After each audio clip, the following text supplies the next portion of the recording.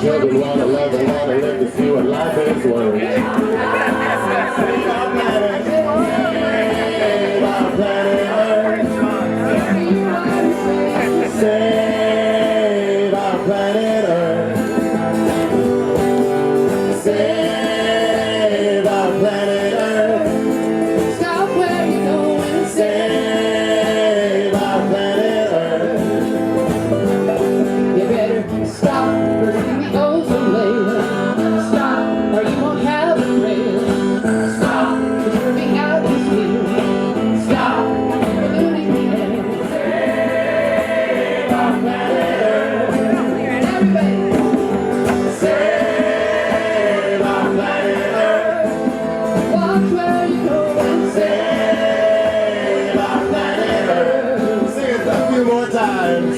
Save our planet Earth. You always say save our planet.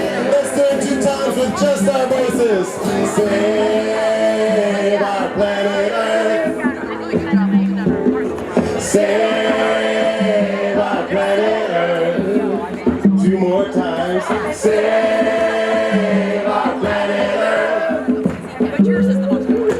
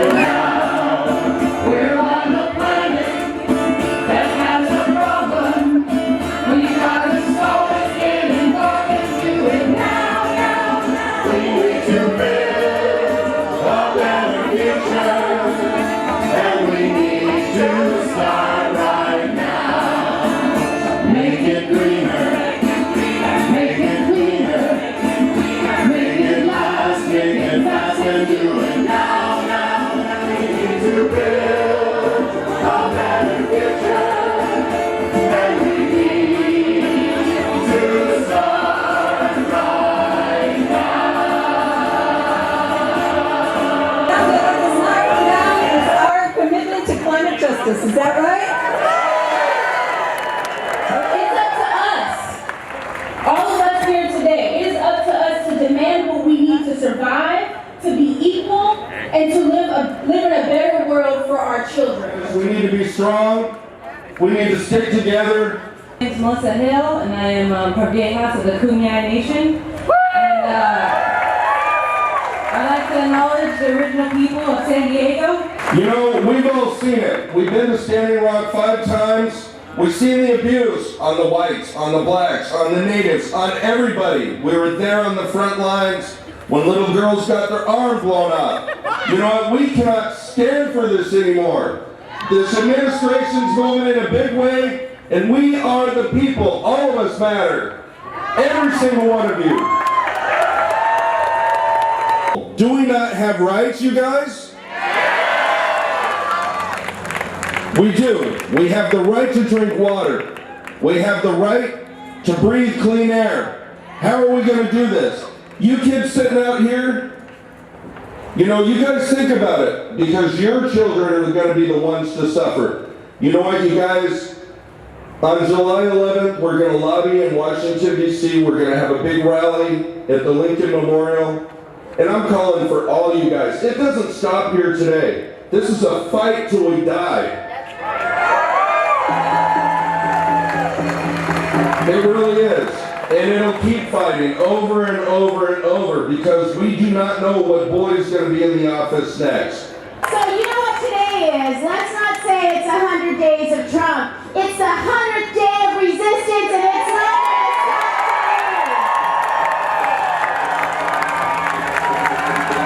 You know what I tell you, as a mom, I'm hopeful, because I know I'm doing this. I'm here today because of my 4 kids, 6, 8, 14, 21, because they need to have a planet for their children and their grandchildren, and if we don't act today and continue to act through this administration and beyond, that just won't happen. So it's our responsibility to remain hopeful and keep up this fight. And we're lucky, because we live in a state of resistance, a true state of resistance, and we live in a state of California that says we're not going backwards on immigration. We're not going backwards on workers, or women, or LGBTQ rights, and we're not going backwards on all the gains that we made for the environment over the last few years. We're going to continue to persist and push and make sure our air is clean. But we know everything we do at the state has to be replicated here locally. And 50% of our greenhouse gas emissions comes from transportation. It's time we reform SANDAG. It's time we have transportation justice. It's time we reduce the number of cars on the freeway, increase the number of bicycles and walk lanes and mass transit, and we only do it by supporting AB 805. I hope you'll help me in that effort, because it's time that we reform the way we do transportation in San Diego County. And it's okay that we feel a little scared about what's happened nationally. We should. But that doesn't stop what we continue to do here locally and in the state, and we will persist and we will resist. And at the end of the day, Donald Trump will be gone, and we will remind him that climate change is real. It's built on a mountain of overwhelming evidence. It's not a matter of belief, it's a matter of evidence. So when people ask me, do you believe in climate change, I say no. I say no because it's not a matter of belief. It's a matter of an overwhelming amount of evidence. Now,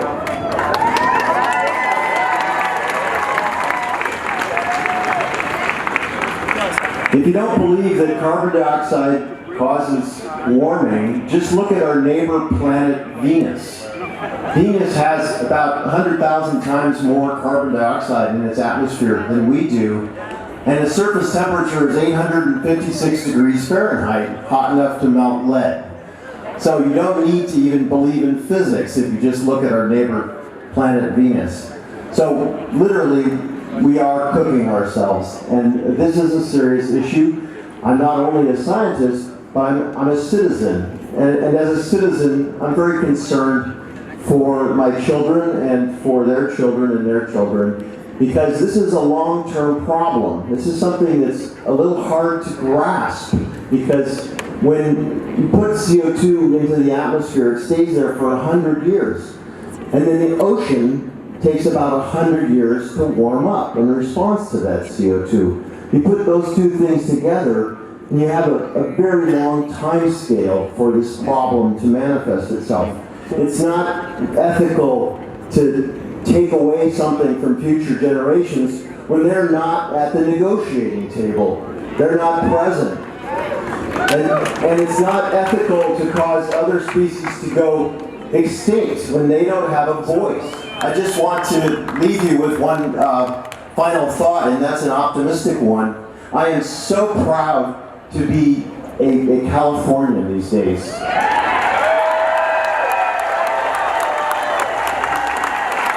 Jerry Brown is doing great stuff. The other day, he came to one of my colleagues at Scripps, Helen Fricker, and he spoke to her for 2 hours about the ice sheets in Antarctica. It was so cool. He really does pay attention to what's going on with the science. And I'm so proud of our city, San Diego, because San Diego has a climate action plan now. So we need to support the people who are doing the right thing. It's not enough just to criticize those who are doing the wrong things. Are we going to make this happen? Yeah! Are we going to say no to destructive policies and this administration? Yeah! Are we going to say no to climate deniers? Yeah! Are we going to say yes to life? Yeah! Because we have talked about some of the things that we're saying no to, but we are saying yes to life. We are saying yes to a vision of a world that is sustainable, that allows people and all beings to flourish. It takes our time. It takes our talents. It takes our energy. And friends, it takes our cash.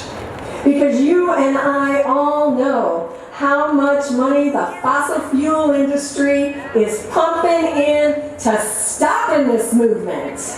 And so we've got to pump our dollars to the best of our ability. Together, we are more powerful. And then in the words of the Reverend Dr. William Barber, forward together, not one step back. Indeed, the Trump administration has delayed new energy and fuel efficiency standards, signaled that it will revoke Obama's Clean Power Plan, proposed a budget that guts the Environmental Protection Agency, and threatened to upend the Paris Accord on climate. Perhaps just as bad as this shameful catalog of terrible policy is the rebirth of climate denial as a legitimate ideology amongst top federal officials and the assault on scientific fact and honest research. It is clear that Trump and his anointed wrecking crew of fossil fuel industry billionaires will not be denied this opportunity to attack not just sound environmental policy, but also the very idea that such governmental intervention is even necessary. Really, with no power in Washington, the only way we can insist on our interconnectedness and fight the nihilist policies of this nightmare of a government is to take to the streets and to continue to resist, resist, resist, resist, resist.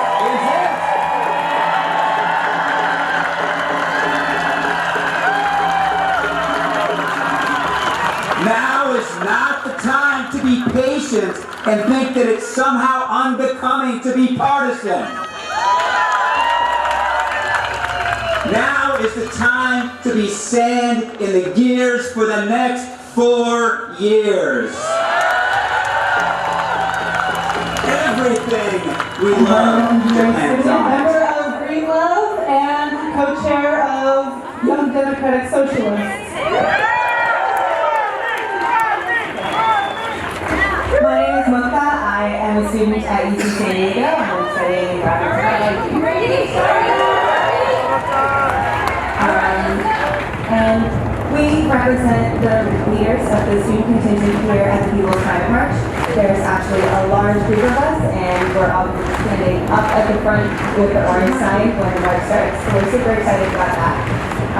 And we are here today because in our lifetimes, we will lose the coral reefs, witness increasingly extreme weather events, see wars fought over water, experience the 6th mass extinction, and see an exacerbated refugee crisis as people are displaced due to drought and disaster. We know this because it is happening now. And if we do nothing, we will see at least 2 degrees of warming in the next 30 years. 2 degrees might not seem like much, but think of it like a fever. The human body functions at 98 degrees, but when your body temperature rises to 100 degrees, suddenly you're bedridden, stuffy, and sneezy. The earth is becoming feverish, and we are the virus. If we do nothing, this fever will burn us away. We cannot cure the fever without looking at why the fever got so bad in the first place. It's the result of a system. The same system that exploits the planet and prioritizes profits over people and communities. This is not a single issue. This is all of us. What we fight for, environmental justice, is an intersectional struggle. You cannot call yourself an environmentalist if you're racist. You cannot call yourself an environmentalist if you don't empower women. You cannot call yourself an environmentalist if you don't support workers and labor. You cannot call yourself an environmentalist if you don't believe in equality and you endorse the exploitation of the countries in the global East and the global South by the capitalist imperialists.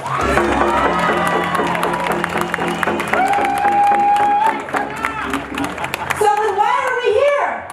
Because this is to save us, humanity.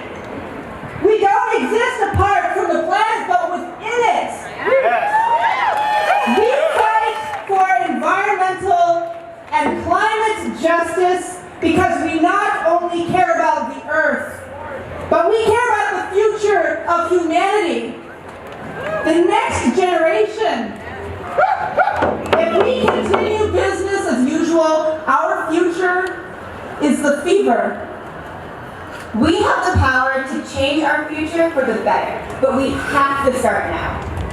And that means mobilizing people, and politicians, and scientists and inventors and artists and educators. Every single one of us can and should contribute to mitigating climate change. In 2 years, vote. In 4 years, vote again.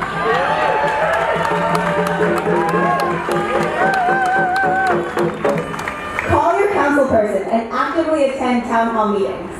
Talk to friends and family about issues you care about.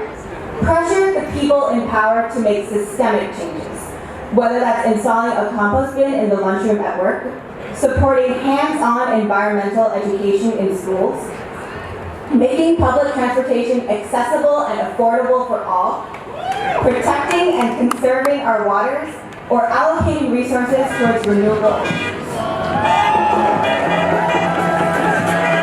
While climate change is a global issue, important, tangible solutions start right here in our communities. Coming to this march is a step in the right direction, but we need to do more. We need to educate. We need to agitate. We need to make ourselves heard.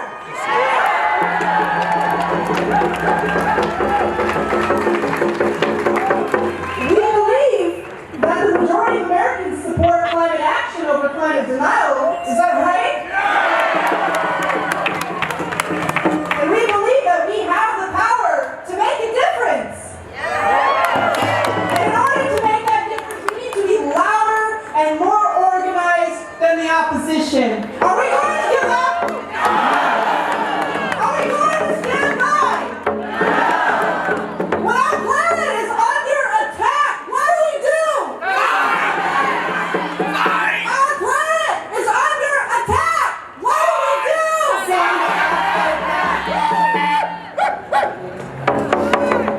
Stand up and fight. Environmental justice is a human right. Stand up and fight. Environmental justice is a human right. Stand up, fight. Environmental justice is a human right. All right, so here's what we're going to do. The banner over there, orange banner over there, is going to go first. It'll be led by the student contingent. So if you're a student, please bring your signs and banners and get behind the front banner. If you're not a student, can you make a way for the students to get over there, please? Hey friends, we're going to have a solidarity action, so we're going to ask you to hang tight for a minute because we're going to do something together in solidarity with Washington. So give us a little bit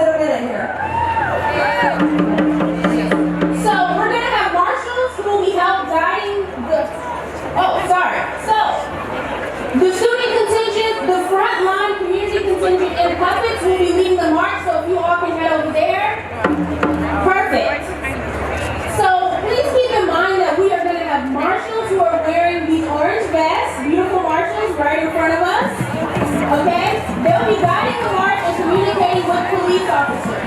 So make sure everyone stays safe. All right? Please do what they ask and follow where they lead. You can reach them if you have any problems. All right? So if you're not going to march, you can also stay here with us.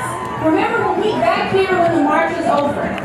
So now before we set off, we're going to take a unified action in solidarity with marching in Washington, D.C. and across the country. At this exact time in Washington, D.C., marchers will surround the White House to show our resistance to the White House attack.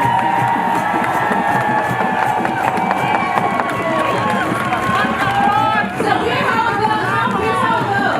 Step one, we resist. We will all, if you are able to, sit down on the ground.